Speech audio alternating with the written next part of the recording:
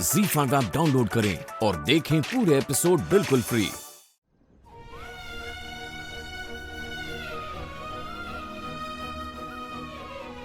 तुम आस्थानुपुर के बड़े भाई हो। बड़े भाई की बहुत जिम्मेदारियां होती, तुम्हें उन दोनों का ख्याल रखना होगा और अपनी यशोदा मैडम का भी। तुम पूरी ईमानदारी से इस रिश्ते को निभाओगे। मुझे सबका ख्याल रखना होगा, सबका ध्यान रखना होगा मुझे। चाचा जी प्रणाम। यशोदा कहाँ पर है? शायद अपने कमरे में ही होंगी।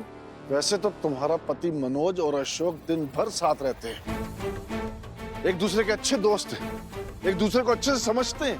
मनोज को नहीं पता कि अशोक कहाँ है और क्यों गया है। चाचा जी हमें सच में नहीं पता है। लो ले आए। सबर नाम की चीज नहीं है तुम्हारे अंदर। पता नहीं किस बात की जल्दी में रहती हो। तुमसे हम कह रहे थे कि शाम को चले जाएंगे, ले आएंगे साड़ी, लेकिन नहीं, अभी जाओ अभी लेकर आओ। बताओ अब क्या काम है इसका? ना इसकी शर्ट बन सकती है और ना सोनू पजामा। ये खराब कर दिए ना पैसे हमारे। ला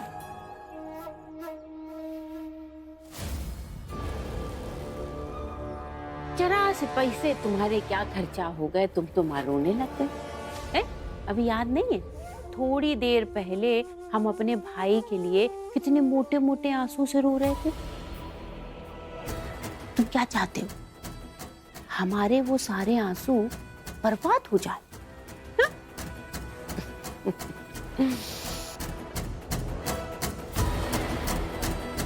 थोड़ा सा सब्र रखो, आज नहीं तो कल ही सही, पर ये साड़ी काम आएगी यशोदा रानी की।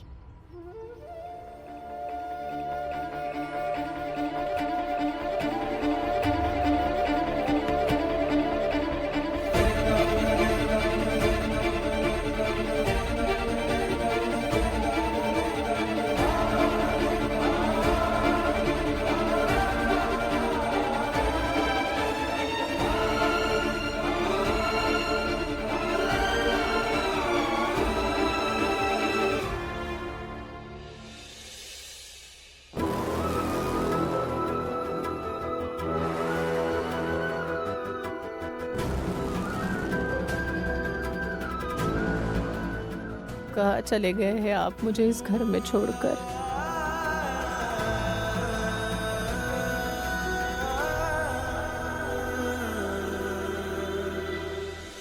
दीदी, एक बार दादाजी से बात करते हैं ना, वो जरूर हमारी बात मान लेंगे। उनसे कहते कि वो कृष्णा को बाहर निकाल दे। कोई फायदा नहीं है नुपुर। याद नहीं, दादाजी पहले भी कितनी कोशिश कर चुके कृष्णा को इस घर से बाहर निकालने की, लेकिन वो कृष्णा है इस घर से जाने का नाम ही नहीं लेता है। तो कैसे निकाले कृष्णा को?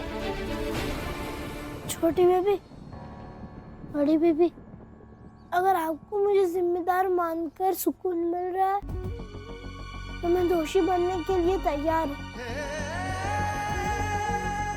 क्योंकि मैं समझता हूँ आप अभी कितने दुखी हैं और आप दोनों के इस दुख में मैं आपके साथ हूँ। दुख कम करना चाहते हो ना, तो इस घर से निकल जाओ। हाँ प्लीज, अगर तुम इस घर से चले जाओगे तो हमारा दुख अपने आप ही थोड़ा कम हो जाएगा।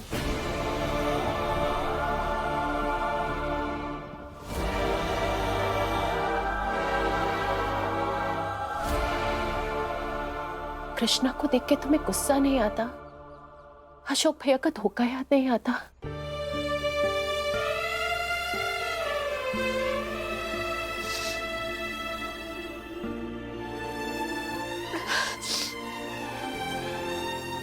होती है तकलीफ बहुत।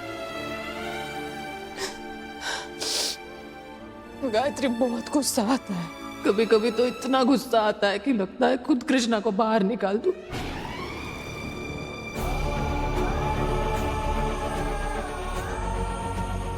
लेकिन मेरे समझ में नहीं आता है कि इस सब में कृष्णा की कितनी गलती है।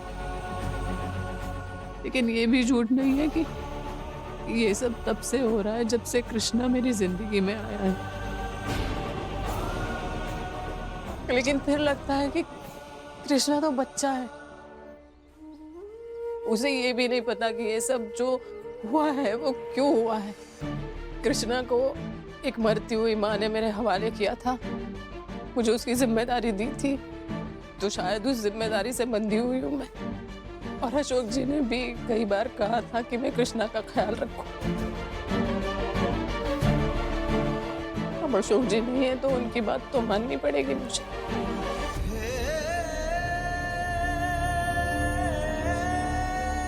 मैं इतनी दरिया दिल नहीं हूं कि इस हालत में मैं कृष्णा को अपना लूं। हाँ, लेकिन इतनी भी छोटी नहीं हो कि उस बच्चे को घर से निकाल दूं। मेरा दुख, मेरी निराशा अशोक जी से है। हंसता खेलता परिवार था तुम्हारा, पता नहीं कौन सी घड़ी में कृष्णा तुम सबकी जिंदगी में आके अटक गया।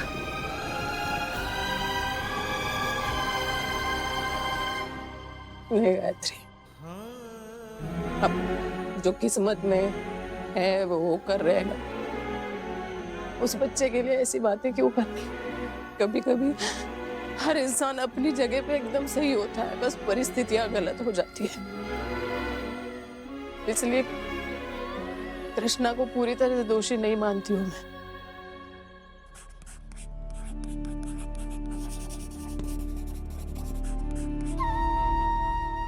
दुख कम करना चाहते हो ना तो इस घर से निकल जाओ। हाँ प्लीज, अगर तुम इस घर से चले जाओगे तो हमारा दुख अपने आप ही थोड़ा कम हो जाएगा। कभी कभी तो इतना गुस्सा आता है कि लगता है खुद कृष्णा को बाहर निकाल दूं। हंसता खेलता परिवार था तुम्हारा, पता नहीं कौन सी घड़ी में कृष्णा तुम सबकी जिंदगी में आके अटक गया। सब चाहते हैं कि मैं इस घर को छोड़कर चला जाऊं, लेकिन कोई मुझसे ये नहीं कह रहा है। मेरा कसूर क्या है?